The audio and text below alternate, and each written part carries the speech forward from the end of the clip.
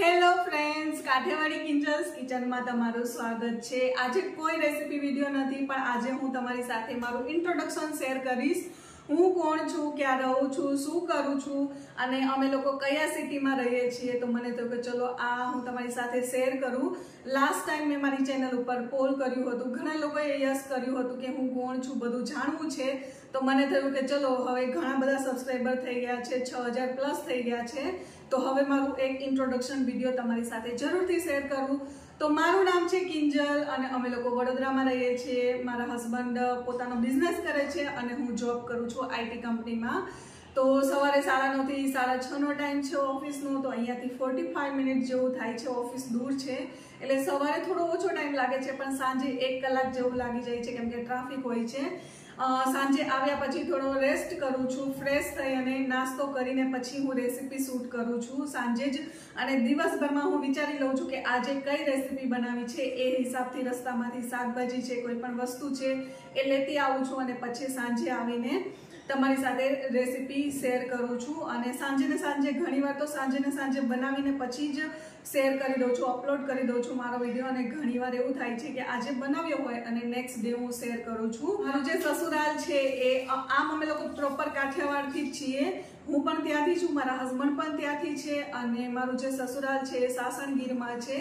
Last time મેં ખેતરના video પણ શેર કર્યા હતા। જો તમારે એવા વિડીયો જેમ કે ખેતરના વિડીયો, ખેતરમાં બનાવેલી વસ્તુના વિડીયો જેવી રેસીપી હોય છે, જો તમારે વધારે જોવી હોય તો નીચે કમેન્ટ કરીને જરૂરથી કહેજો।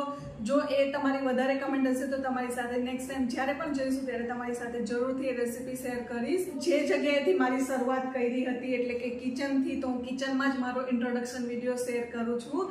અને તમને જો આ વિડીયો ગમ્યો હોય તો વિડીયોને લાઇક, શેર અને ચેનલને સબસ્ક્રાઈબ કરવાનું ના ભૂલશો।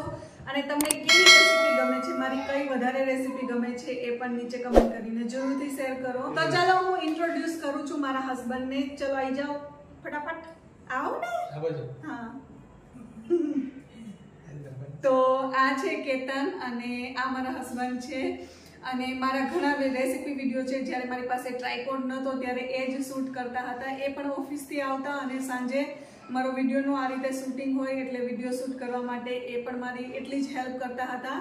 એમનો પણ બહુ સપોર્ટ રહ્યો છે મને, એટલે જ હું જોબની સાથે બંને મેનેજ કરી શકું છું કેમ કે એ મને ઘણી હેલ્પ કરતા હોય છે। જેમ કે કોઈ પણ કટિંગ કરવાનું હોય, શાકભાજી છે આ તે, એ બધી વસ્તુમાં એ મને ઘણી હેલ્પ કરે છે, એના માટે થેન્ક યુ સો મચ। આજે હું તમને બધાની સામે થેન્ક યુ કહું છું, કેવું લાગે છે? મને ખૂબ આનંદ થાય છે કે તું અત્યારે 0 લેવલથી અમે સ્ટાર્ટ કર્યું હતું, અત્યારે 6000 સબસ્ક્રાઈબર પહોંચી ગયા છે। એટલે એક જોવા જઈએ તો કોઈ નવી શરૂઆત કરીને આટલી સુધી અચીવમેન્ટ મેળવવું એ બહુ સારી વસ્તુ કહેવાય। અને એમાં તમને જોવા મળે છે કે કેટલી મહેનત કરી રહી છે એ, અને ઓફિસથી આવીને બી વિડીયો શૂટિંગ તો ગમે એમ કરીને કરે જ। અને અમે રાત્રે 10, 10:30, 11 વાગે જમતા હોય છે ડેલી, કેમ કે વિડીયો શૂટિંગ કરીએ, પછી એડિટિંગ કરીએ અને પછી લાઈવ કરીએ, એટલે 10:30, 11 તો વાગી જાય। ડેલીનો રૂટીન ટાઈમ છે, 10:30, 11 વાગે જમવાનું, 12 વાગે 1 વાગે સૂઈએ, સવારે 6 વાગે પાછું રૂટીન એ જ છે અમારું। સવારે નાસ્તો જમવાનું બનાવું કેમ કે લંચ લઈને જવાનું હોય સાથે, ફટાફટ ભાગતા દોડતા ઓફિસે પહોંચીએ। આ એના બિઝનેસ કરે છે તો એની જગ્યાએ જતા હોય છે, વળી પાછા સાંજે ભાગતા આખો દિવસમાં રેસીપી શું બનાવવાની છે એ ડિસાઈડ કરી લીધું હોય છે, તો રિટર્નમાં લેતી આવું અને ફરી એ જ રૂટીન, એટલે આખો દિવસ અમારો આખો દિવસ રાત જે કંઈ છે આમાં જ જતું હોય છે કે આગળ વધે અને હું એને સપોર્ટ કરતો રહીશ। અને મેન એ છે કે તમે લોકો જો સૌથી વધારે સપોર્ટ કરશો અમને, તો અમે આગળ સારી એવી રેસીપી, સારા એવા વિડીયોઝ, સારી એવી તમારી જોડે શેર કરીશું। અને અમારા ગામડામાં પણ જે સાસણગીર છે ત્યાંનું બી હું તમને સારા વિડીયો શેર કરીશ, જેથી અમને બી એક મોટિવેશન મળે। અને તમારો સપોર્ટ છે કે તમે જો સપોર્ટ સારો આપશો તો ઓટોમેટિકલી અમે ગ્રો કરવાના છે, અને એના કારણે અમે તમારી સાથે બધી વસ્તુ શેર કરવાના છે। અને અમારા બંનેના પણ વિડીયો તમને જો જોવા ગમતા હોય તો અમે ડેફિનેટલી ઘણીવાર ફૂડ ચેલેન્જ છે, ક્યાંક બહાર જતા હોય છે, ઘણીવાર જમવા જતા હોય છે, કંઈ નવું ટ્રાય કરતા હોય છીએ। જો તમારે એવા વિડીયો પણ જોવા હોય તો નીચે કમેન્ટ કરીને કહેજો, તો તમારી સાથે એવા વિડીયો પણ શેર કરીશું, ફૂડ ચેલેન્જ કરીશું નહીં। અને ફેમિલીનો પણ ફૂલ સપોર્ટ છે, જેમ કે મારા મમ્મી પપ્પાનો ફૂલ સપોર્ટ છે।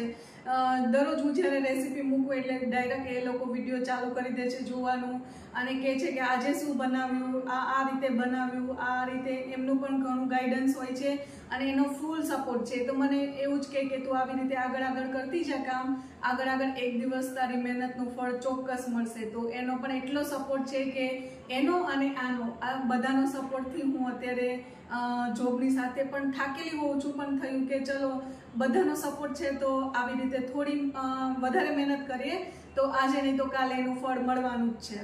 તો આજે અમે લોકો એવું કઈ વિચાર્યું નતું કે ઇન્ટ્રોડક્શન વિડીયો બનાવો છે, આ રીતે નાઇટ ડ્રેસ પહેરેલો છે, પણ મને થયું કે ચલો આજે કંઈક બહાર આપણે એક્સપ્લોર કરીશું જમવાનું.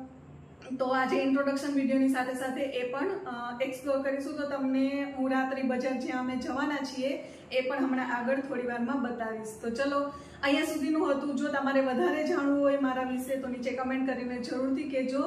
અને જોબની સાથે યુટ્યુબ કઈ રીતે મેનેજ કરું છું એ વિડીયો એક આખો સેપરેટ જ બનાવીશ, એટલે વધારે ખ્યાલ આવશે. કેમ કે આ આખો વિડીયો એકદમ લેન્ધી થઈ જશે તો જોવાની વધારે મજા નહીં આવે. તો મળીએ નેક્સ્ટ વિડીયોમાં, ત્યાં સુધી બાય. તો અહીંયા અમે લોકો જેમ વિડીયોમાં કહ્યું તેમ રાત્રિ બજારમાં મટકા બિરયાની ખાવા માટે ગયા હતા. તો મને થયું કે રસ્તામાં અમુક વ્યૂ તમારી સાથે શેર કરું. વિડીયોને છેલ્લે સુધી જરૂરથી જોજો. વિડીયો ગમે તો લાઇક, શેર અને ચેનલને સબસ્ક્રાઈબ કરવાનું ના ભૂલશો.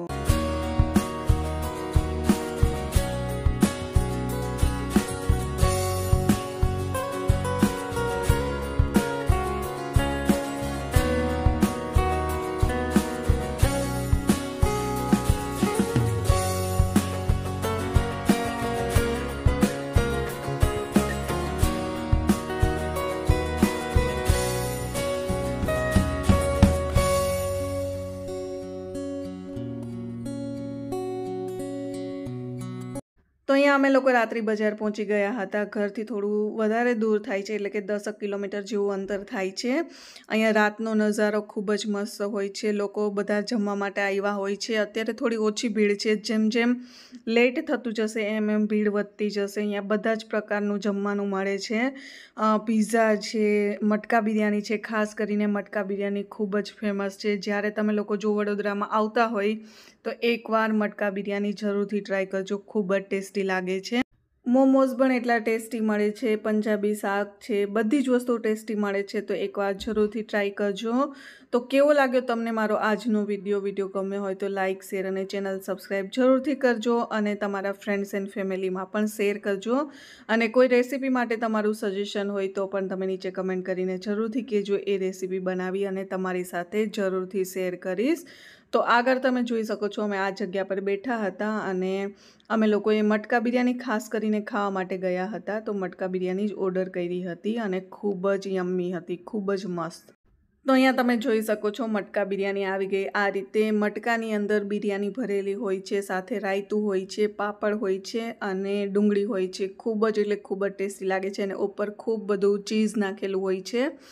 એનાથી ટેસ્ટ થોડો વધારે વધી જાય છે અને ખૂબ જ મજા આવે છે. આ રીતે આ લોકો સર્વ કરે છે. નીચે પંજાબી શાકની આવી રીતે ગ્રેવી હોય છે અને બધી વસ્તુને સારી રીતે મિક્સ કરીને ખાવાની ખૂબ જ મજા આવે છે.